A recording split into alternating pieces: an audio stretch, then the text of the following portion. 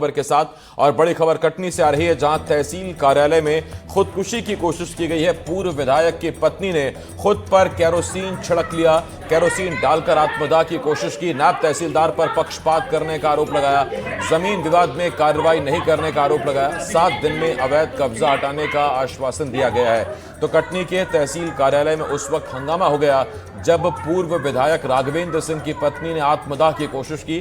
गनीमत रही कि मौके पर मौजूद लोगों की वजह से हादसा टल गया।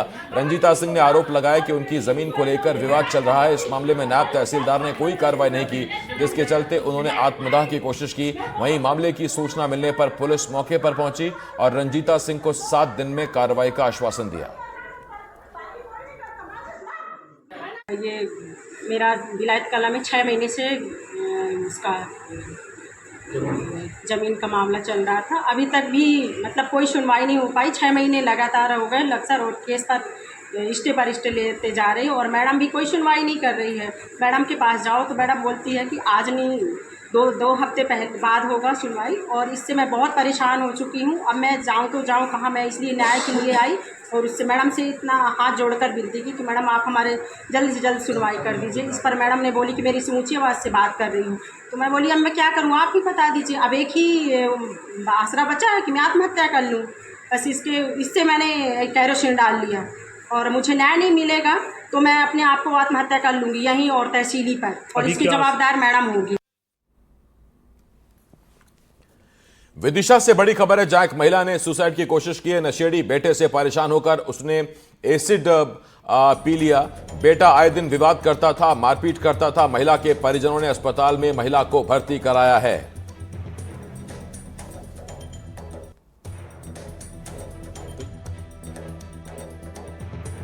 छोटा भाई है, थोड़ा नशे पत्ते में लड़ पड़ा होगा। माता नाम ने एसिड वगैरह पी ली सर। क्या पी लिया? एसिड पी ली सर। एसिड पी लिया जी। कितने बजे की घटना? 10 बजे सर। 10 बजे की बात जी। है। यहाँ कब लेकर आए थे? 10:15 बजे आ गए होंगे। अच्छा, छोटे भाई का क्या नाम है? विशाल विश्वकर्मा। क्या करना चाहता है? वो तो पाउडर पीता है, गांजा पीता है, डस भी पीता है, सब कर नशे करता है।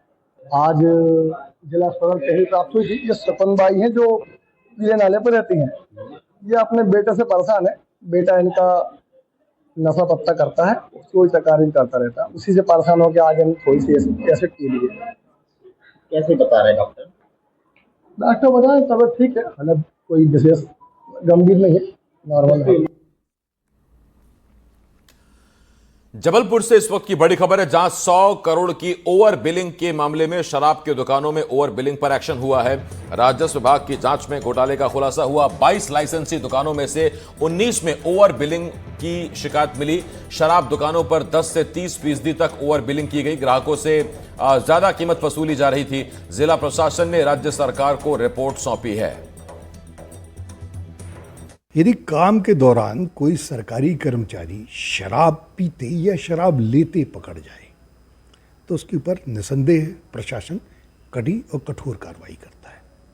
लेकिन जबलपुर में एक अनोखी घटना हुई जब बहुत सारे सरकारी कर्मचारी जो पटवारी कहलाते हैं, उन्हें सरकार की तरफ से सरकार के लिए शराब खरीदने बेचा गया।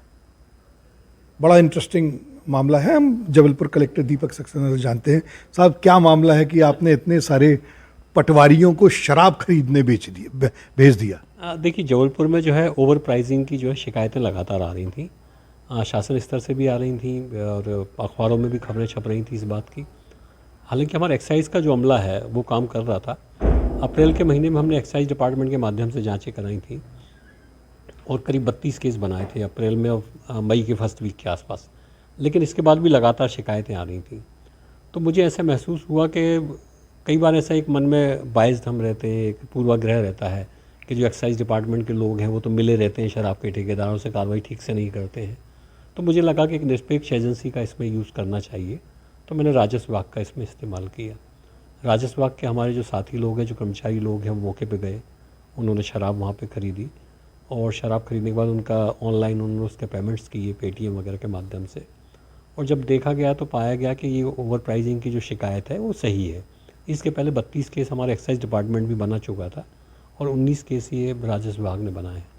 राजस्व विभाग के बनाने से मुझे ऐसा लगता है कि समाज के वर्ग के बीच में ये भरोसा कायम हुआ कि सरकारी एजेंसियाँ ठीक से काम कर रही हैं, निरपेक्ष तरीके से काम कर रही हैं। सर कितनी दुकानों पे इस तरीके की जांच की गई, कितना गड़बड़ियां मिली, और ये कब से कर रहे थे? इस तरीके की भी कोई जांच हुई? देखिए, ये अभी जो जांच जो हुई उसमें हमने कुल मिला के 21 दुकानों पे जांच की। 21 में से 19 दुकानों पे जो है ये गड़बड़ी मिली है और जहाँ पे केस कायम हुए हैं। कि ये दुकानों पे कब से ओवर प्राइसिंग की काम चल रहा है, कॉमन सेंस से अपन कह सकते हैं कि शिकायतें लगातार आ रही थी। हमने रैंडमली एक दिन जांच की, ऐसा तो हो नहीं सकता कि उसी दिन ओवर प्राइसिंग हुई है। मतलब हम जांच करने गए और उसी दिन ओवर प्राइसिंग हुई है तो संभव नहीं है। जाहिर है कि पहले से कभी हो रही होगी और अब उसके ट्रेस निकालना कठिन नहीं है। मैंने इसी एक्साइज को कहा है कि जब आप इनको शोकाज दें तो इनका पुराना जो पेमेंट का रिकॉर्ड है उसको भी देखें। यदि पुराने पेमेंट का कोई ट्रैक रिकॉर्ड मिलता है तो उसके आधार पर कार्रवाई करें। अन्यथा आगे के लिए हम इस तरह का रैंडमली जांच करके, बार बार जांच करके इस तरह का रखें कि इस पे ओवर प्राइसिंग पर रोक लगनी चाहिए। तो इस तरह एक अनोखा अभियान जबलपुर में चला जिसमें सरकारी समय पे, नौकरी पे के समय पे शराब खरीदी गई और फिर केस बनाए गए। वीरेंद्र शर्मा के संजीव चौधरी, NDTV के लिए।